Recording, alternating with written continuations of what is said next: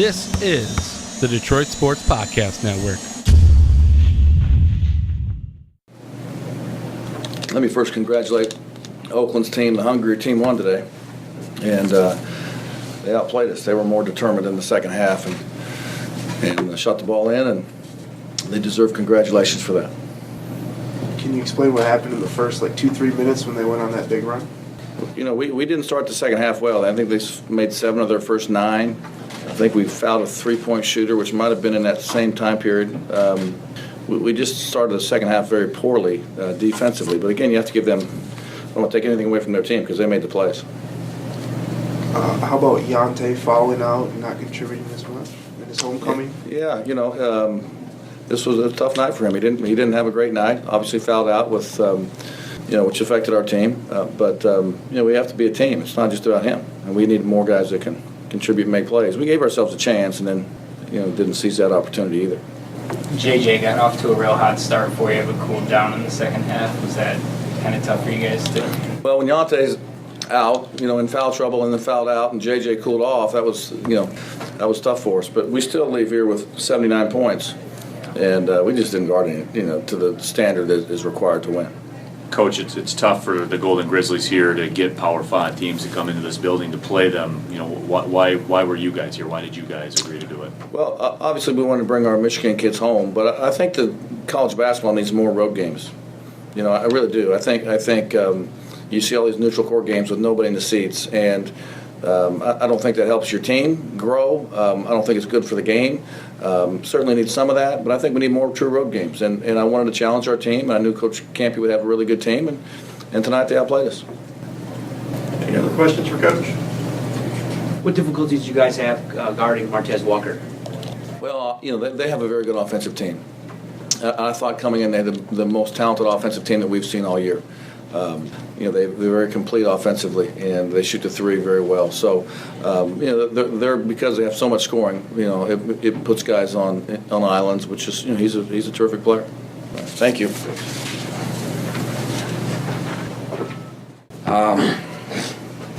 4-2 against Power 5 in this building, and I'm excited about that. And we talked about it's not often you can get somebody. I can't thank Mark enough for coming. Obviously he did it to honor Yante and Edwards. And so you have to pat him on the back. Many, many coaches in his position wouldn't do that. But he recruited those kids, he promised them a game back here, and he lived up to his promise. All right? So give that coach credit. I'm sure our friendship had something to do with it too. But this was a very, very well played, high-level basketball game. If you look at the stats, this wasn't a game where they came in here and we're ready for Christmas and we wanted to go home for Christmas, which you can see at this time of the year. You see a team on their side making 16-18 from the line. We made 24-28.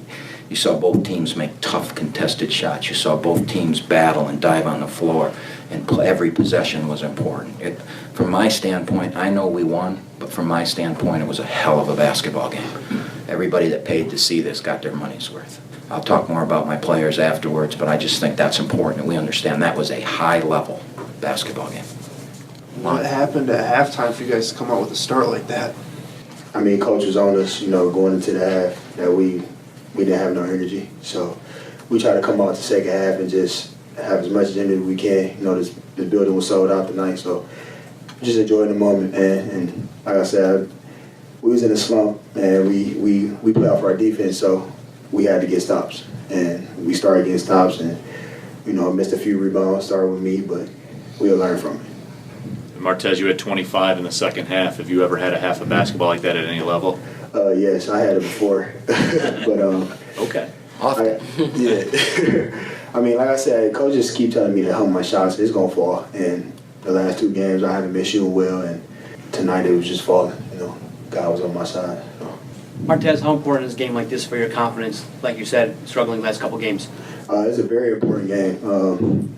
Like I said, coach and that coach, they know each other, and we just wanted to come out and give the fans what they paid for to see. So, and like I said, we was 0-2, and we ain't coming here to lose. It's our gym. What did you learn from your team after playing such a grueling week? I learned that we can actually get through it. It's hard. You know, like he said, it was going to be a busy week for us, but we practiced and we prepared ourselves for this moment. Did you guys learn anything about yourselves this week? Pretty much just that we're tough. You know, we knew we could compete with those teams. Like Martez said, we were 0-2 against, you know, big schools, and we knew what this meant to us. So we huddled up as a team, and we came together and got it done. Brilliant about your pressure offensively, the way that you're able. Do you feel that? I mean, do you recognize that, how you can obstruct their offense by picking up that pressure at midcourt like that, like you do on the other team's guard? Yeah, I mean, that's what pretty much Coach put me in for. He knew I can heat it up and, you know, cause conflict on the other end. So I just come in and try to, you know, do my job, you know, as much as I can to help my team win. Martez, how big was that basket looking in the second half, man? Oh, it was big. It was big. Like I said, I just started making my shots. Like I've been in a slump these last few games, so tonight I just, you know, this type of environment, you know, this our home. We trying to protect our home as much as we can. The coach is telling us do not lose at home, so I just kept that in the back of my mind, like I can't lose here. So, like I said, it was a big team, you know, great coaches in this type of game, and it was just a good game for us. Martez, did you feel like you were fouled late in the game? Oh yeah, he definitely tricked me. I would never travel like that in my life. But I mean, it's That basketball. was a huge call. Yeah. A huge no call. It's basketball. We score there, the game's over. Yeah, I don't want coach to get a tape again or nothing if I said something. So, But that in itself, we handled it. So it was a great learning experience for us because the game would have been over. Instead, we had to get stops, and we got them. Braylon, this was the fourth largest crowd in the history of this building here tonight. You got your first real true taste of what this environment can be like. What was it like out there for you, for all those fans? It was a great experience. I didn't really expect to step in a big role like I did tonight. But you know, the assistant coaches always just tell me be ready because you never know when you know when my name is called. So thank God tonight, Coach Camp called my number and I stepped up to the plate and helped my team win.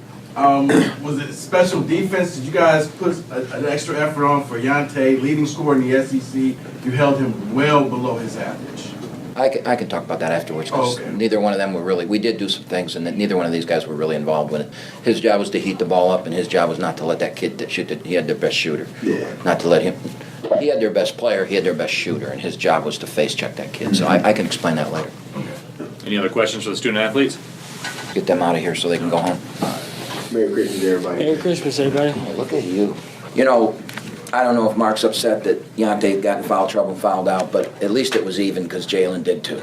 So both top post players had similar stats, similar minutes. Yante played 21, Jalen played 15. But what we wanted to do is we wanted to physically push him off the block, and then we were going to run a double at him. And we ran Sharon at him all game. And the first time we did it, he found Sharon's man for a dunk right away. And they made a three and then a dunk. And we haven't played that way all year. So I knew there might be some mistakes, and we made a couple early, and then we figured it out, and we really did a great job from about the 10-minute mark of the first half on. They had 24 points with 11 minutes to go in the first half. Now they got to 79, but most of that was late. If you look at with 6 minutes to go in the game, I remember looking up thinking, geez, they've only had 25 points since, in the last 20 minutes. So we really guarded in the middle of that game, really, really guarded. And a lot of that was this guy right here. And it started with Nick Daniels in the second half. We put Nick on Frazier, he had, 18 at half, and we said, don't let him touch the ball, pick him up full court, and wear him out. And Nick went 6 minutes, and then Braylon went pretty much the rest of the game on him. And that was huge because they couldn't get that entry pass. They couldn't get that entry pass into Yante, and when you had that kind of pressure. So this guy here did something special today. Talk about your rebounding in the second half. Closed the gap on them big time. It's like in the first half, they were just going to be the more physical team on the boards, but you guys scrapped. Our depth warmed down. You can sit here and say that against a high major team. We warmed down. We really did. I mean, they were so good the first 7 to 8 minutes of that game. They could have played with anybody in the country those first 7 or 8 minutes. I mean, that's a team that'll probably finish 4th, 5th in the SEC. I think you got Kentucky, Texas A&M, and Florida, and then they're probably in the next line. And I thought we wore them out, and they got tired. And A lot of that was this guy and how hard it was for them to get into their offense. Early in the game, they got into it pretty easy, and they could have those rim runs to the basket. They were running their offense at 35 feet in the second half, and now getting that offensive rebound is hard to do. So, again, I think it goes to that ball pressure. Coach Martez Walker here tonight took over the basketball game, a la Reggie Hamilton, a la, we've seen offensive performances like that.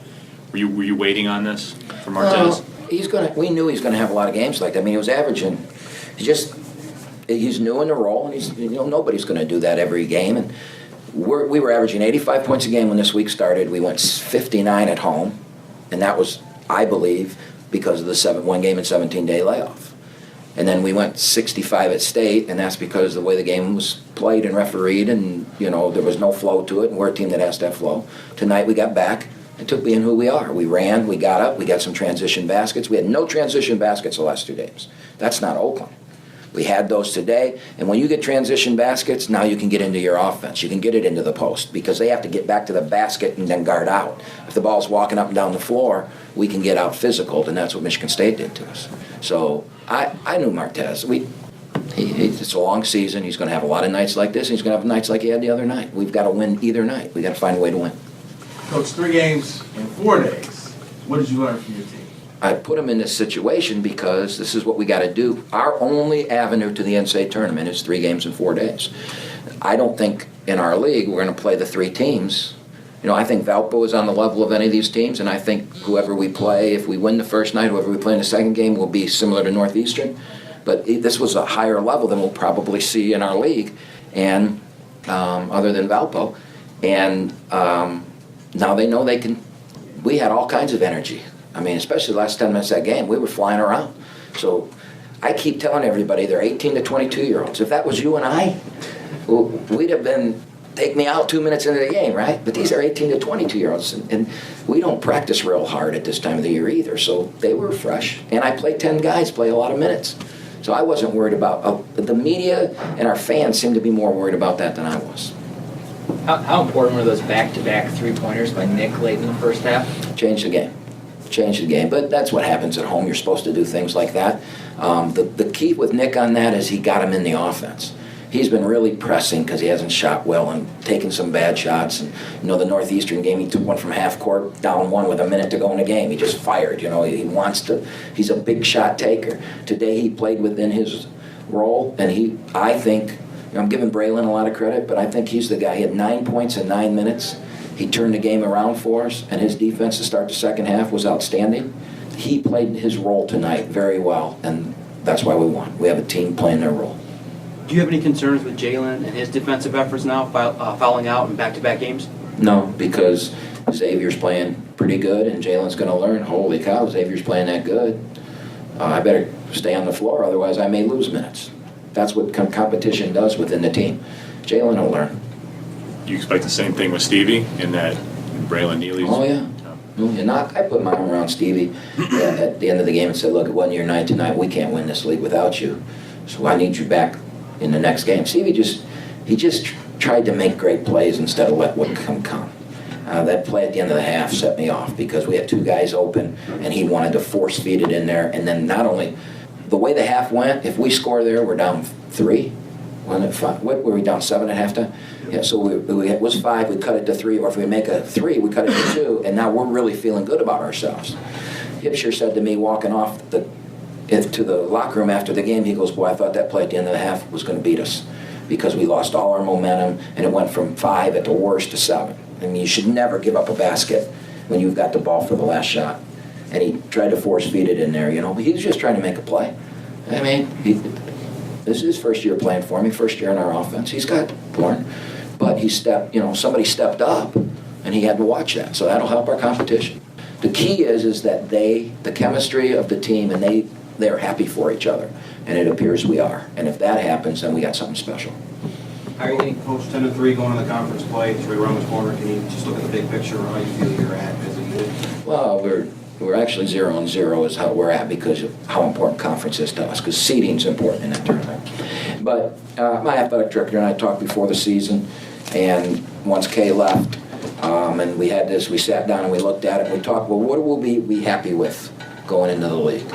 And my line of demarcation was 9-4. And I don't know what his was. I can't remember. I think his was 13-0. But I wanted to get to 10. I really did. I mean, I thought with that schedule, we should get to 10. And I'm very pleased that we did. I'm very pleased that we were able to win this game. That, you know, we've beaten, of the 6 high majors have come in here, as I said, we're 4-2, and we won 4 of the last 5. So I think that's a mark for your program. That, again, I believe we're to the stage that we're right there with them. We're right there with anybody we play.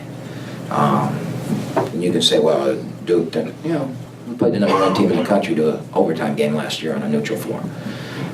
We played a very good Southeast Conference team at home tonight and won. And I don't think there's much difference when you look at the players. I don't think at Michigan State the other night there was much difference when you look at the players. 15 years ago when we started this and we played those teams, there was a big difference just in when we went out for the jump ball. You know, it was like, God dang, I got to get some of those. Well, I think I got some of those now, and I think that's where we're at with this program. Coach Mark Fox said that his theory about coming here and playing you guys was that he said college basketball needs more of that. He said you grown kind of tired of seeing the neutral court games with nobody in the stands. He said college basketball needs more of these type games. You agree with that? Absolutely, and I appreciate him saying that, and it does. I mean, the reality of it is this game in 2 weeks is going to be forgotten at Georgia. Mm-hmm. You know, we're going to have a good RPI, and that's going to help them having played us. The problem is their fan base won't understand that, but their fan base isn't here and doesn't know who Oakland is, and that wasn't in the arena. But he's smart. He's a good coach, and I can't tell him how much I appreciate that. So again, we kept his word, and people have to understand that. It's easy to go in and recruit a kid and say crap to the kid to get the kid, and then not keep your word. He kept his word. How are you going to keep getting these teams to come in and keep executing? Keep begging. That's all. Please. Any more questions? Thanks, Coach. As Martez said, have a great Christmas. Appreciate you being here.